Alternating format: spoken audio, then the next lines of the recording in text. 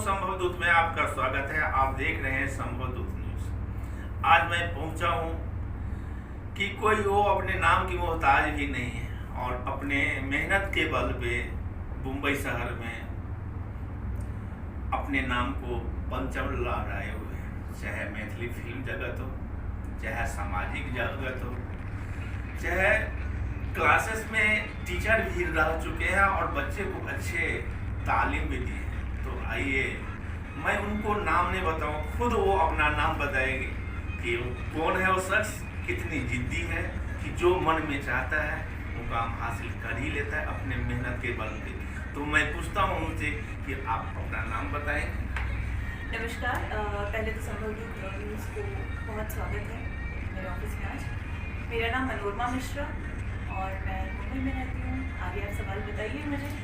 आप मुंबई आए तो कैसे कैसे अपनी यहाँ तक पहुँचे हैं, उसके विषय में हमारे दर्शकों को बताएंगे। जी बिल्कुल। पहले तो मैं मुंबई आई नहीं हूँ, मैं मुंबई में पैदा हुई हूँ।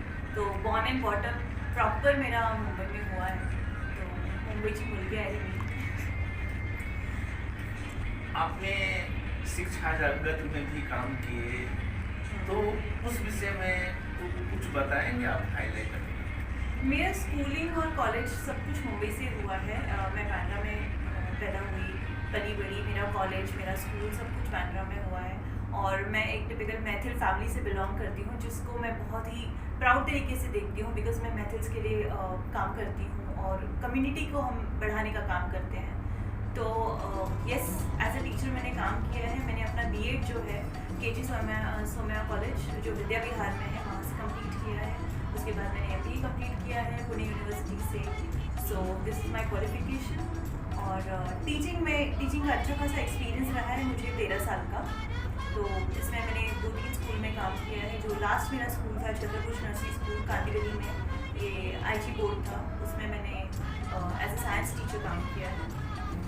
आपने मुंबई से पढ़ाई की, मुंबई की पैदाइशी है, मुंबई की मुलगी आए तो मैं अब देखता हूँ कि आपने मिथिला में जाके आप बोले कि हमारा जन्म स्थली जो मिथिला है, और मिथिला जो है चाहे भारत लीजिए पुरुष प्रधान देश है, लेकिन आदि और अनादिकाल से इतिहास के माध्यम से ये मालूम पड़ता है कि जो तूती बोलना है वो औरतों को ही बोलना है। जैसे कि ब्रह्मा विष्णु महेश लीजिए, वो भी जब अपनी हार छू के तो पहुंचे हैं ब्रह्मानी रुद्रानी और लक्ष्मी सरस्वती, तो वो नारी शक्ति आप जीती हैं।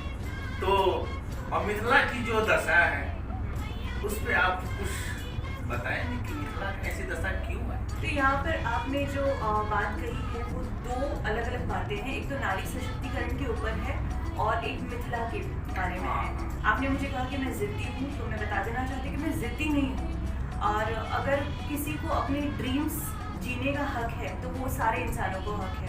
और उसके लिए अगर आपको कोई रोकता है, टोकता है और आप जानते हो कि आप जो कर रहे हो सही कर रहे हो, तो उस पर डटे रहिए। तो जी हाँ, बिल्कुल ये बात सही है कि पुरुष प्रधान है हमारा भारत अभी भी। महिलाओं को बहुत शक्ति दी जाती है, कहा जाता है कि महिला बहुत शक्तिवान है, महान है, सब कुछ है, लेकिन वो सिर्फ ऊपरी तौर पर होता है, सिर्फ पेपर्स पर रह जाता है या हम वीडियोज़ में देख पाते हैं। बट असलियत में अगर हकीकत में आप देखने जाएँ तो बहुत सी परसेंटेज ऑफ महिलाएं ऐसी हैं जो अपने आप को जो है दबा के रखती है, अपनी सारी इच्छाओं को दबा के रखती है। और कहीं ना कहीं फैमिली प्रेशर होता है, बहुत तरीके का प्रेशर होता है, जिस वजह से उनको फोर्स किया जाता है कि वो एक भेड़ चाल में उसका एक हिस्सा बन जाए, कि जहाँ पर बहुत सारी भेड़ चाल होती है वहीं पर हम जाके रुक जाए। हम आउट ऑफ द लीग नहीं जा पाते हैं क्योंकि हम उनको उस तरह से एक्सपीरियंस नहीं रहता, या कह सकते हैं उतना कॉन्फिडेंस लेवल नहीं रहता कि हम अकेले कैसे रहेंगे, अकेले कैसे जी पाएंगे अगर हमें अपनी ड्रीम्स फुलफिल करनी है। तो यस, उस मुकाम पर अगर आप सोच रहे हो तो हाँ, मैं थोड़ी सी जिद्दी हूँ और आउट ऑफ द लीग जाके हमेशा कोशिश करती हूँ कि ऐसा नहीं है कि कुछ अलग ही कर देना है, ऐसा नहीं है, बट जो सही है उसको मुझे करना है। और उसके लिए अगर मैं कन्विंस्ड हूँ कि ये चीज़ सही है तो मैं बिल्कुल आगे बढ़ूँगी, चाहे सोसाइटी मेरे साथ रहे ना रहे। क्योंकि मुझे पता है अगर मैं कुछ सही चीज़ कर रही तो सोसाइटी ऑफकोर्स मेरे साथ रहेगी। देखिए, ये तो दुनिया की आदत है कि अच्छे को बुरा साबित करना। हम अच्छे हैं, कोई बोलता है, बोलने दीजिए। आपने, मैं एक संपादक हूँ, तो उसके नाते अभी तो फिल्म की बात नहीं करना चाहूँगा, लेकिन आपने किन किन फिल्मों में काम किए हैं? और एक फिल्म तो आपके बहुत अच्छे रोल लोगों ने सराहा, जिस फिल्म का नाम था दुलाज, उसमें आपने दीदी की है तो आप कला के क्षेत्र में अपना नाम जमाना चाहते हैं, सिक्का जमाना चाहते हैं, इसलिए आपने बहुत स्ट्रगल की है। अभी बात है कि मैथिली फिल्म भी निकला है, उसमें भी शायद आपका रोल है। मैं बता देना चाहती हूँ कि हाँ, बिसाइड्स मेरा जो एजुकेशन है वो टीचिंग फील्ड में रहा है, बट इंसान का एक पैशन होता है। हो सकता है वो डॉक्टर है बट उसको कॉमेडियन बनना है। जैसे बहुत ही एक फेमस कॉमेडियन, उनका नाम मुझे याद नहीं आ रहा है, संकेत भोसले, या so he is a doctor, at the same time he is a comedian. तो एक पैशन होता है इंसान का। तो ज़रूरी नहीं कि अगर मैं टीचर हूँ तो मेरा कोई पैशन ना हो, तो मेरा भी पैशन है। मेरा पैशन है डांसिंग, मेरा पैशन है एक्टिंग, मैं इवेंट्स मैनेज करने में बहुत मज़ा आता है मुझे, लोगों को खुश देखने में मुझे बहुत मज़ा आता है। तो इन सब चीज़ों में मैं ऑक्यूपाइड रहती हूँ।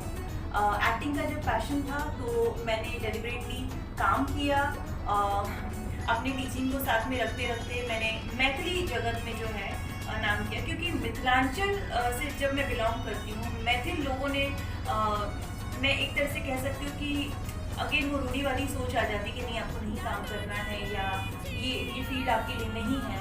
तो देखिए, भगवान की कृपा रही कि मुझे अचानक से वहीं से ऑफर आ गई कि मनोरमा जी आप एक सीरियल बन रहा है मास्टर साहब, उसमें आप काम कर लीजिए।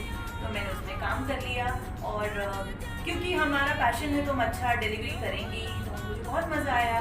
उसके बाद फिर मुझे फिल्म दुल्हा छोड़, उससे ऑफर आया कि आप 2 दिन का शेड्यूल था, आप कर लीजिए। तो मैं फ्री थी तो मैंने कहा बिल्कुल मैं करना चाहूँगी। मुझे एक्सपीरियंस लेना था कि इन फ्रंट ऑफ कैमरा हम कैसे काम करते हैं, रिएक्ट करते हैं, और पर्दे पर हम कैसे टिक के आते हैं। तो हाँ, फिर मैं उसमें चली गई, और फिर जो है अभी ये जो मैथिली फिल्म की बात कर रहे हो, इस पर हम एज अ प्रोड्यूसर जुड़े हुए हैं, एंड बहुत ही बेहतरीन फिल्म बनाई है संतोष जी ने, मेरे हस्बैंड रामचंद्र जी जो निर्माता हैं। तो बहुत अच्छी फिल्म बनी है। 8 तारीख को 8 अप्रैल को रिलीज़ हुई भी थी। उसका रिव्यू जो है बहुत अच्छा आया है, लोगों ने बहुत सराहना की है। तो हाँ, मुझे इंटरेस्ट है और मैं ज़रूर इसमें जो है थोड़ा बहुत आगे करना चाहूँगी एज एन एक्टर, या as a support part production में, या किसी और चीज़ से सपोर्ट करके, बिकॉज ये मेरा पैशन है। तो ये साइड बाई साइड मेरा चलता ही रहेगा। मुझे लगता है कि सबको एक पैशन जो रहता है ना, वो जिंदा रखना चाहिए, वरना अगर आपका पैशन मर गया तो आप लाइफ में जो है बहुत थके हारे हो जाओगे और कुछ नहीं कर पाओगे, किसी चीज़ में आपका दिल नहीं लगेगा। तो अगर आपको जिंदा रहना है, खुश रहना है, तो पैशन को जिंदा रखिए। मनोरमा जी, आजकल मिथिला मैथिली की बहुत बातें चलता है, मिथिला राजनीतिक निर्माण से न हुआ, बहुत से संस्था हुई, लेकिन मिथिला आगे नहीं बढ़ा, इसका कारण बता सकते हैं? मैं पहले तो ये नहीं कहूँगी कि मिथिला आगे नहीं बढ़ रहा है, मिथिला आगे बढ़ रहा है। ओके, उसका पेस स्लो हो रहा है, बट मिथिला ज़रूर आगे बढ़ रहा है। मानसिकता बदलने की ज़रूरत है लोगों को, और मैं इस पर ज़्यादा कमेंट नहीं करना चाहूँगी, बिकॉज मैं पॉलिटिकली कुछ अभी स्टेटमेंट नहीं देना चाहती हूँ क्या है क्या नहीं, बिकॉज मुझे इतना डीप में आइडिया नहीं है, और मुझे लगता है जब तक हमें डीप नॉलेज ना हो किसी चीज़ की तो हमें उस पर कमेंट नहीं करना चाहिए। बट जो मैं देख रही हूँ, मुझे ऐसा लग रहा है कि मिथिला आगे बढ़ रहा है। बहुत सारे इंडस्ट्रियल्स लोग हैं जो अभी इन्वेस्टमेंट कर रहे हैं। फॉर एग्जाम्पल दरभंगा में जिस तरह से एयरपोर्ट का निर्माण हुआ है, वहाँ पर बहुत सारा डेवलपमेंट हो रहा है। मैंने देखा बिल्डिंग्स बनी जा रही है, फैक्ट्रीज खुल रहे हैं, छोटे छोटे इंडस्ट्रियलिस्ट सारे लोग आ रहे हैं, तो डेफिनेटली डेवलप होगा, चीज़ें बदलेंगी। प्रशासन से अनुरोध है कि आप लोग सपोर्ट करें, क्योंकि जब कोई पलायन करने वाला व्यक्ति वापस से मिथिला में जाके बसने का सोच रहा है, तो ज़रूरी नहीं कि वो सिर्फ पैसे के लिए जा रहा है वहाँ पर। हो सकता है उसका वो अपना मातृभूमि के लिए प्यार हो, जन्मभूमि के लिए प्यार हो। तो ये प्रशासन का रिस्पॉन्सिबिलिटी बनता है कि उनको सुरक्षा प्रदान करें, और जो लोग भी काम करने जा रहे हैं उनसे मैं रिक्वेस्ट करूँगी कि आसपास के जो गांव हैं उनको डेवलप करने का काम करें। तो उसी तरीके से जो है, जैसे गुरुग्राम किस तरह से वो डेवलप हुआ है एक गांव से, तो सिमिलरली मैं चाहती हूँ कि हमारा मिथिला भी जो है वो डेवलप करे, and I am sure it's going to develop. मैं अब मनोरमा जी से पूछना चाहता हूँ कि आज तक जो हमने देखा, जो आप चाहे वो भगवती कृपा से आपको पूरा हुआ, तो आगे क्या करने के विचार है, क्या सोच है? मनोरमा मिश्रा ने मैं बहुत ही सिंपल सी ही लड़की हूँ। ऐसा कुछ नहीं कि मेरा बहुत बड़ा ड्रीम्स था। ड्रीम्स यही था कि मैं अपने आप को खुश रखना चाहती हूँ, लोगों को खुश रखना चाहती हूँ। तो मेरी खुशी थी मेरा पैशन, मेरा टीचिंग जो सोर्स ऑफ इनकम है वो मैं करती रही। ऐसा नहीं कि मैं सिर्फ अपने पैशन में ही खुश रहती हूँ। जहाँ मैं काम करती थी स्कूल में, वहाँ पर भी टचवुड मुझे लोग काफ़ी पसंद करते थे, मेरे बच्चे काफ़ी पसंद करते थे। और पैशन के तौर पे मैंने मेरा डांसिंग करियर स्टार्ट किया मिथिला में, जैसे आप कह रहे थे। तो एक स्टेज शो के बारे में मैं बात करना चाहूँगी, क्योंकि हम मिथिला के ऊपर बात कर रहे हैं। तो एक स्टेज था, वहाँ पर मैं एज एन एंकर गई थी। तो वहाँ पर मुझे कुछ लोग मिले और मुझे कहने लगे कि मिथिला में आप ठीक है एंकरिंग करिए, बट डांसिंग जो है आप मत करिएगा। तो वहीं से कहीं ना कहीं मुझे क्लिक हुआ कि ऐसा क्यों है। अगर मिथिला की एक बेटी है जिसको ये टैलेंट है कि वो डांस करना चाहती है, वो खुल के जीना चाहती है, तो और उसे लगता है कि वो गलत नहीं है, तो वो उसे क्यों रोका जा रहा है। तो मैंने फेसबुक का माध्यम लिया और वहाँ पर जो है मैंने अपने पुराने मैथिली गीतों को जो है रिप्रेजेंट करना स्टार्ट किया, बिकॉज मुझे लगता है कि Facebook is the best media for you right now, social media and media. तो लोगों ने बहुत सराहना की। और पिछले एक साल से, लॉकडाउन से मैंने स्टार्ट किया था, तो पिछले एक साल से जो है 2020 इट्स 2 years, सो 2020 अगस्त से स्टार्ट किया मैंने, और लोगों को बहुत प्यार मिला है, बहुत सराहना की है। और मैं देख रही हूँ कि लोग बढ़ चढ़ के अब जो है लेडीज़ वो खुल के जीना चाह रहे हैं, वो डांस करते हैं। और डांसिंग सिर्फ एक कला नहीं है, मुझे लगता है वो एक फ्रीडम है लेडीज़ के लिए, जहाँ पर लोग खुल के डांस कर सकते हैं, नाच सकते हैं, अपनी खुशी जाहिर कर सकते हैं। तो ज़रूर सोसाइटी मनोरमा जी आपको मैं नहीं यहाँ ये रोकना चाहता हूँ, पूछना चाहता हूँ, आप नारी हैं और नारी को आप आगे आने के लिए क्या कहना चाहते हैं कि वही खाना और पीना ही बनाता रहेगा? बिल्कुल भी नहीं। अगर नारी को आगे आना है तब अभी मिथिला का विकास होगा। जब तक नारी नहीं आएगा मिथिला का विकास नहीं होगा। ये बहुत बड़ी बात कही आपने, और मैं इसमें बहुत 100% सहमत हूँ। मिथिलांचल में मैंने एक चीज़ देखा है कि लोग गांव से पलायन कर रहे हैं दरभंगा टावर की तरफ या शहर की तरफ। दरभंगा जहाँ भी सिटी एरिया है, लोग वहाँ पर छोटे छोटे किराए पर कमरे लेकर रह रहे हैं अपना गाँव छोड़ के। किस चीज़ के लिए? तो कहते हैं कि हमारे ट्रैवलिंग दूर हो रहा है काम के लिए, या तो बच्चों की शिक्षा है इसलिए हम दूर भाग रहे हैं। लेकिन वो सिर्फ एक जो स्टेप वो लोग ले रहे हैं कि गांव छोड़कर दरभंगा जैसी मतलब जो भी सिटी एरिया है उसके नज़दीक रहना, तो पूरा का पूरा जो है स्ट्रक्चर चेंज हो जा रहा है गांव का। गांव खाली हो रहा है, और अगर बहू बेटियां पलायन कर रही है, इसका मतलब है पूरा का पूरा परिवार जो है पलायन कर रहा है। और एक बार पलायन किया हुआ व्यक्ति को वापस से गाँव में जाके बसाना बहुत मुश्किल है। तो नारी जो है, इसे क्या चाहिए? इसे चाहिए फ्रीडम, जो मैंने नोटिस किया है। अगर नारी को फ्रीडम मिले, रिस्पेक्ट मिले, और जैसे वो जीना चाहती है वैसे उसे रहने दिया जाए, मुझे लगता है कि कोई भी अपना घर छोड़ के दूर जाके बसना नहीं चाहेगा। तो बस यही है कि सिटी एरिया में आपको क्या मिलता है? आपको खुल के जीना मिलता है, आपको घूम सकते हो, आप भाजी लेने, तरकारी लेने बाहर जा सकते हो, मूवी देखने जा सकते हो, गोलगप्पे खाने जा सकते हो। But at the same time गाँव में रह के आप गाँव के स्ट्रक्चर के अंदर ये सब काम नहीं कर सकते। छोटी छोटी जो आशाएं हैं, तो लोगों को वो बहुत बड़ी चीज़ लगती है, जो अचीव करने के लिए वो लोग शहरों की तरफ आते हैं।